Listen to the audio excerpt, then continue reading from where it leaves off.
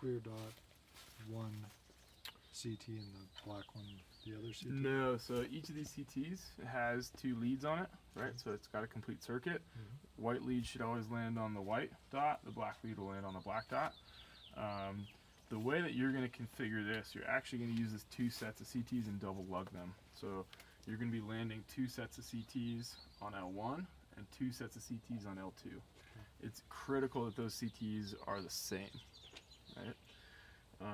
With this too, you're going to look to integrate these PV conductors. Since they're not on the load side of these disconnects, we want to make sure that that's accounted for. And really the current they don't differentiate between wires. As long as you have stranding of wire going through it, it'll measure the current flow. So you can put multiple wires underneath them.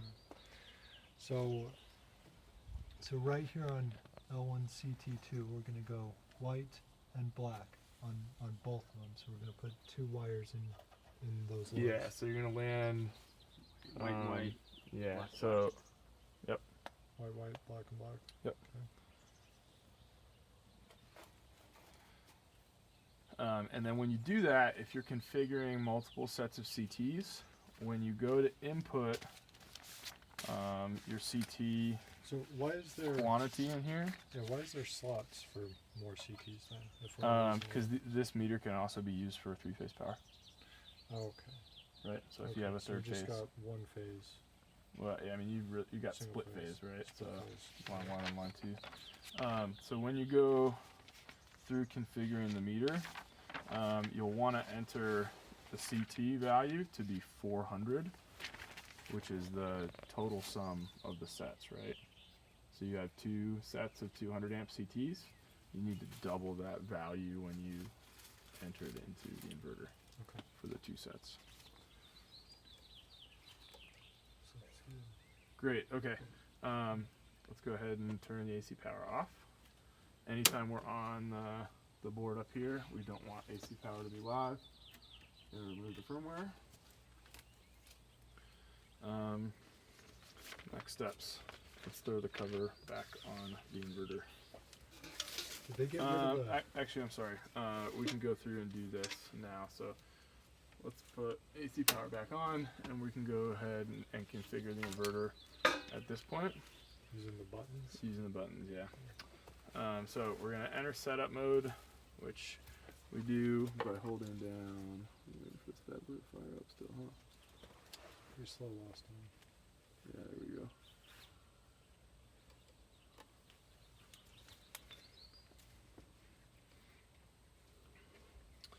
Have you ever configured external devices on one of these before, or gone through the communication menu settings? I mean, I've gone through the communication menu settings plenty of times. Okay. Only for Zigbee's Got it. primarily, right? So let's get into the menu.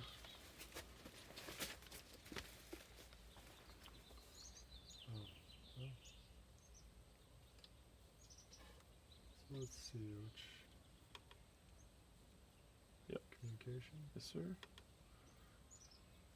Server set to cell. Let's go down to RS4851. It's 4851, this guy? Yep. Hit enter. Wait, which one's enter? The right side. Oh. So we just backed out.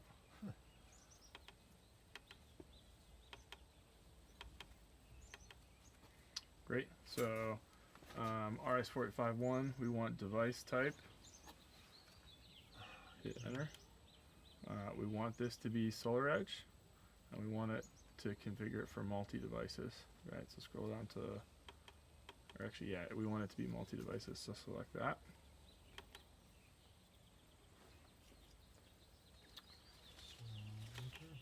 Now it's going to get, when you select multi, it now opens up all of these different slots. Oh, back out of that one, so left side, escape button. Yep. So go down to meter 2. While we're here, we can configure meter 2. So enter. Go ahead and hit enter again. I'm going to select device type as meter. There's But it's there, yeah. revenue meter. It's a revenue meter, yep.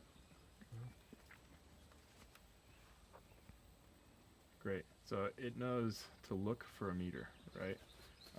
Currently, it doesn't have one. So we actually want to deactivate this or keep this deactivated until you wire this guy up. Okay. Because if it's looking for something like it is right now, it's actually going to trigger a meter communication error. So I just wanted to show that and sort of walk you through where you're going to do this. But when you configure this, you're going to have protocol watt node. It's just a rebrand of watt node meter.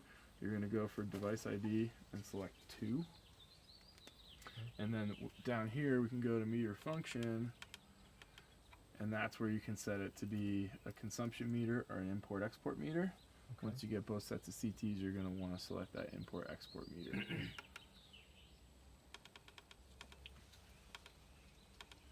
Here is our PT scaling.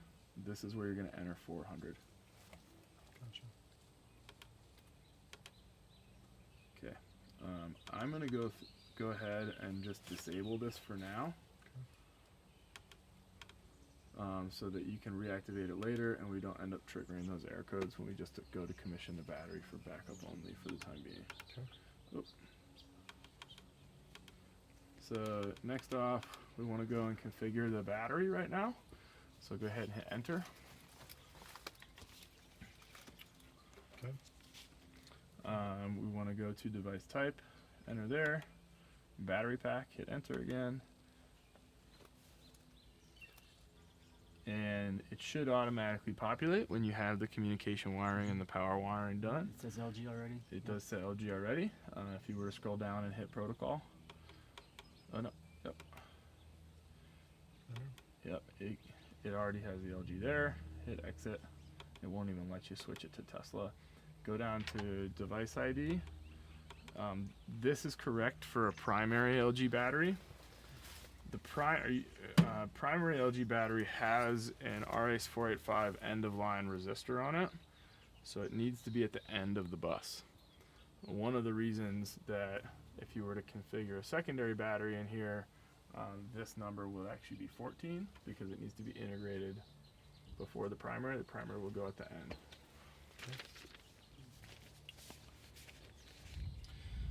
Great.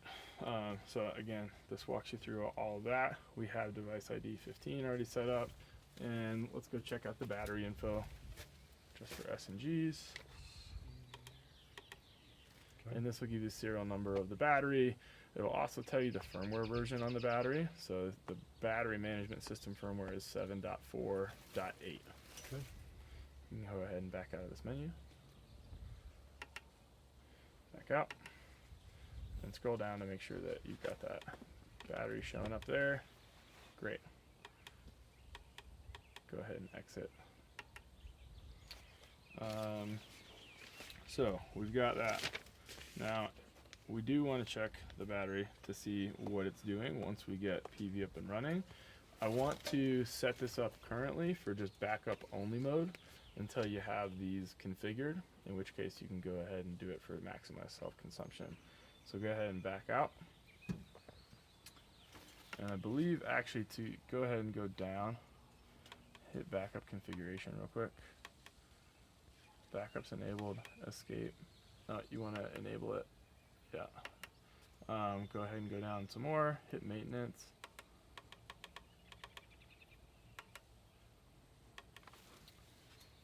Okay.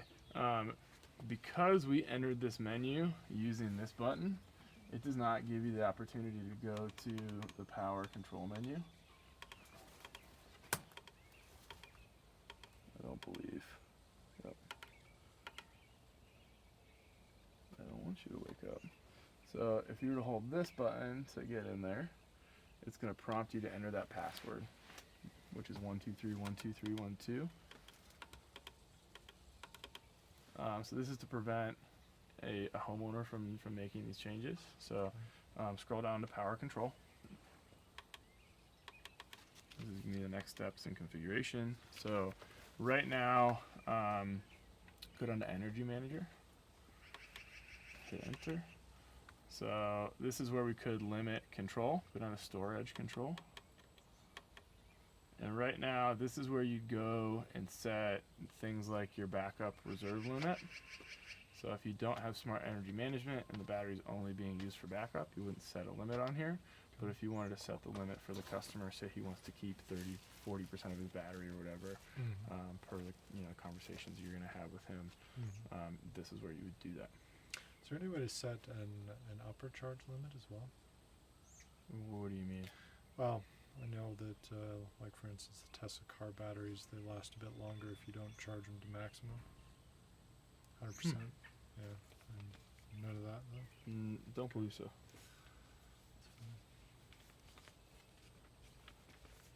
What about? Are you videoing, by the way? Yeah. Yeah. So unfortunately, our marketing team does not allow us to be videos just because we control our content, and they want to have it released specifically. So if you wouldn't mind, I'd like to ask you to stop.